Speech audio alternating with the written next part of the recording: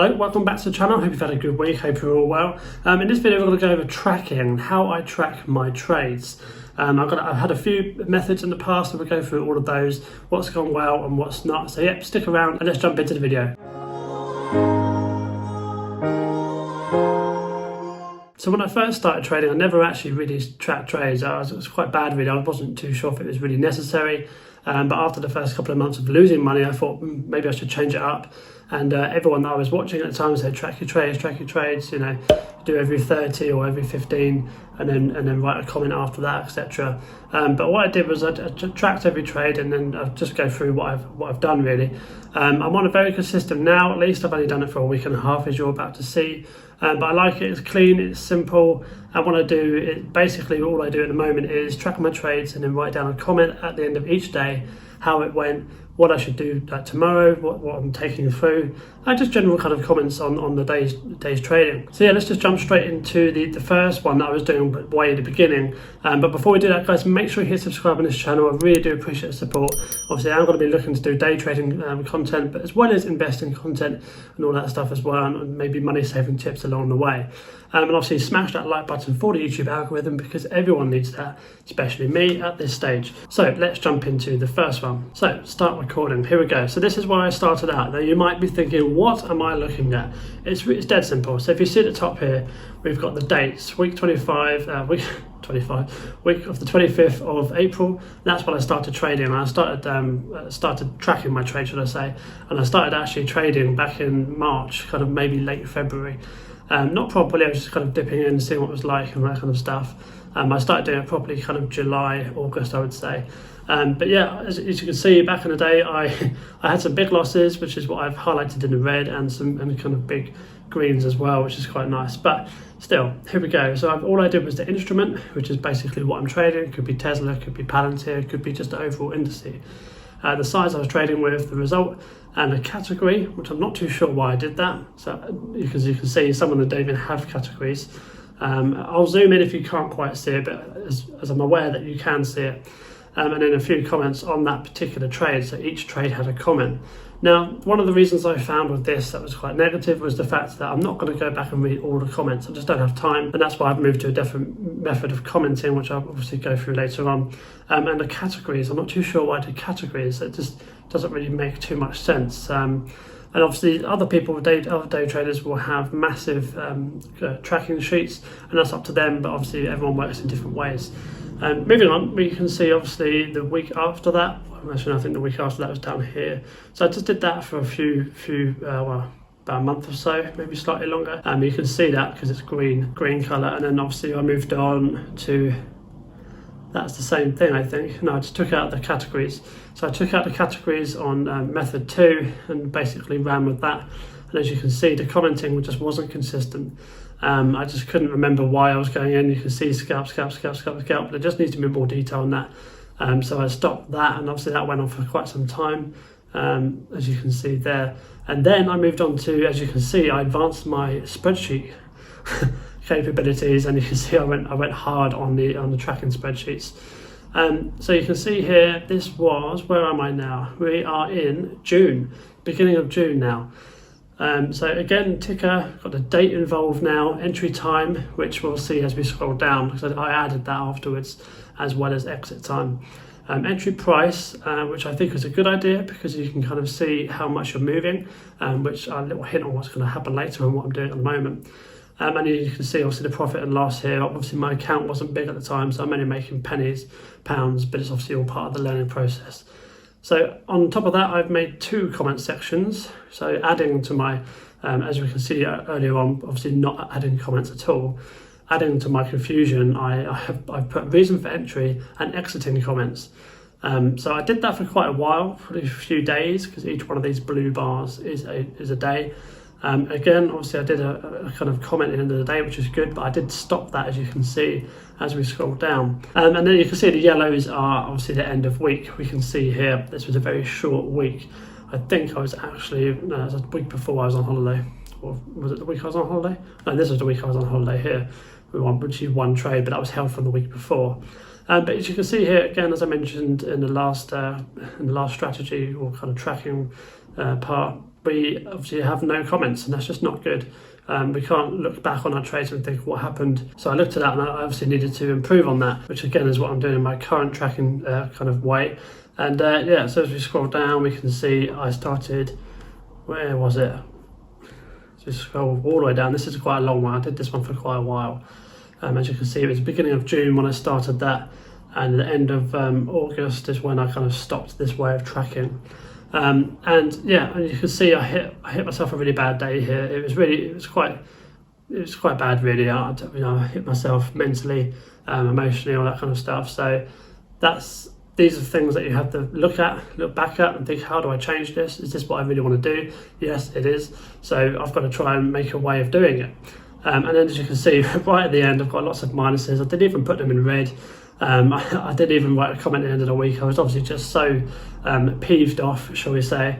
And yeah, that's when I switched to paper, which we'll move on to in a second. But you can see that everyone works in a different way, and this clearly wasn't working for me. But obviously we'll go back to what is working for me in a minute. Anyway, so the next trading tracker I produced was on paper. And I don't know if you can see this because I'm filming on my phone, and obviously it's facing the other way. So I'm hoping you can. Can you see this? I'm really hoping you can, because I really can't bother to go around the other side of the camera and check it. So you can see here, it's a similar sort of thing. I've done ticker, date, entry, size, exit, entry price, entry time, and then exit time and exit price, and obviously the profit and loss on the side. And as you can see here, I've got a few more greens here, so I kind of reset myself mentally. I did lots of research over the weekend of kind of, well, not really research, just kind of watched a lot of videos to make myself feel better. So yeah, this is the 29th of August, as you can see, that's the following week from the last trading tracker we had a look at. If we turn over, this is the result of that week, which is plus 95, which is really, really good, really happy with that. Lots of green trades, and obviously I wrote down at the end of the week kind of comments that I had. Again, I really hope you can see this. And then the week after, same sort of thing, obviously tracking the trades, left a little comment below each trade, which again, I'm not going to go back and read all of them because that takes a lot of time. I know it's part of the research and your growth, etc. But it's just, you know, with day-to-day life, you're just not going to do that. You've got to be looking at the end of week comments, which is the most important. So what you would do is probably scan through these comments and then make overall comments, you know, regarding those. So for example, if you kept moving your stop losses down, and then you recorded at the end of the week saying I kept moving my stop losses down, then you would improve on that in the week after, is just stop moving your stop losses down. I don't know how many more times I can say stop losses down. Let's move on to the week after. Where are we now? We are, I haven't written the week, there we are, 12th of September, so that's fairly recently. About a month ago, yeah. So as you can see, I started off the week with a big old red one, and then I recovered through the end of the week, and I actually hit a profit on that week as well. So you can kind of see that the paper was working, but obviously it's not practical. Obviously sometimes you're not home in the evenings, or you get back quite late, or you just simply forget to do it. And then you have to run back and do it. Like for example, I went on holiday recently and I had to come back and do a whole week's worth of trades.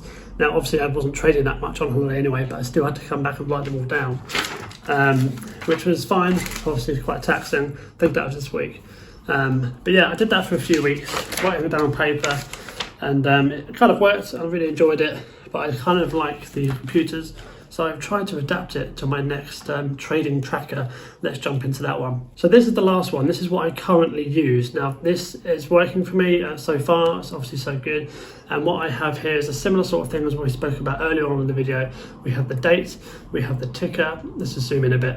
The date, the ticker, buy or sell. So whether I'm going long on it or going short on it, whether I want the stock to go up or down, for example.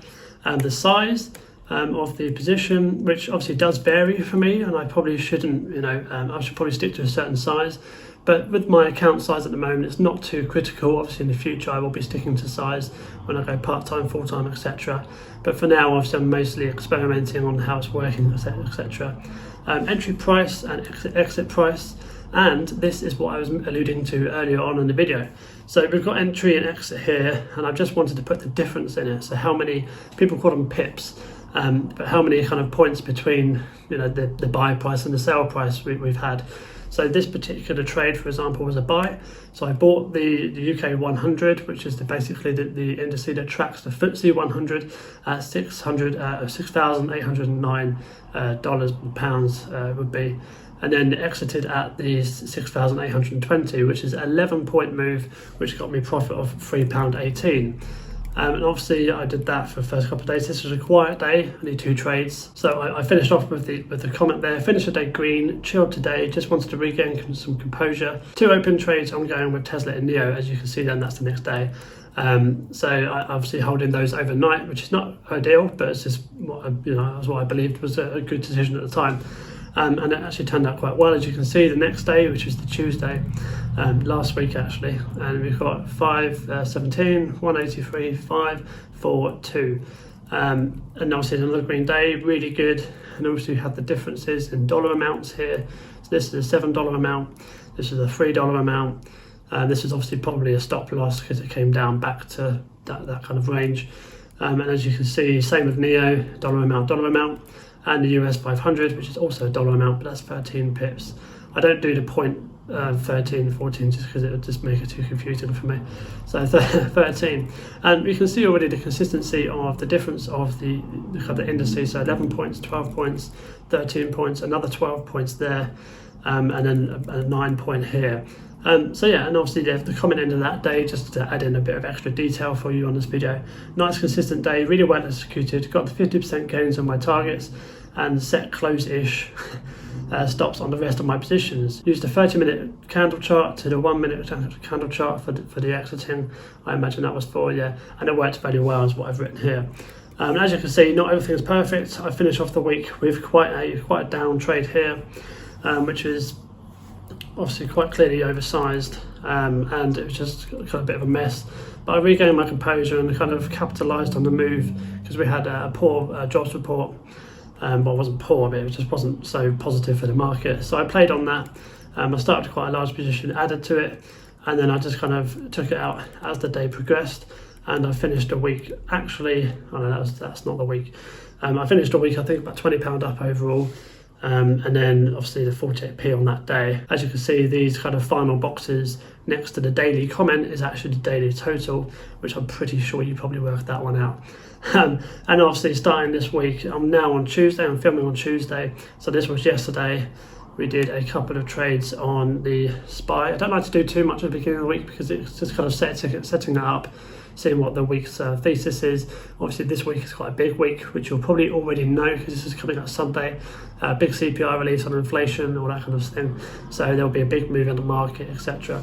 Anyway, this video is kind of going on a bit, so what we'll do is we'll kind of wrap it up now, just by talking about this week's trades. So a couple of buys, as you can see, the sizes here, entries here, the difference between those sizes. Again, around that kind of 9-13 mark, as you can see. I don't like to go too high, unless obviously it's a momentum trade, which we can scroll down here. You can see the big pips, so 26, 35, 40, 48, 67, 81. That's just basically when the market was continuously going down, and I was just taking profit as I was going along. You know, safety net, considering the morning I had that morning. So yeah, this is where I am this week, £6 up. I do have a couple of trades going at the moment, not so good, they are both red, but we'll just see how the day plays out, and obviously if it hits my targets, great. It hits my stop losses, not great, but that's trading. So yeah, thank you very much for watching this video. I hope you kind of got something from it. Don't forget to hit the subscribe button, I really appreciate that, and obviously smash that like button. Leave a comment down below, see if you kind of resonated with any of these tracking things that I'm doing. Yeah. Thank you very much. Take care. See you soon and stay safe.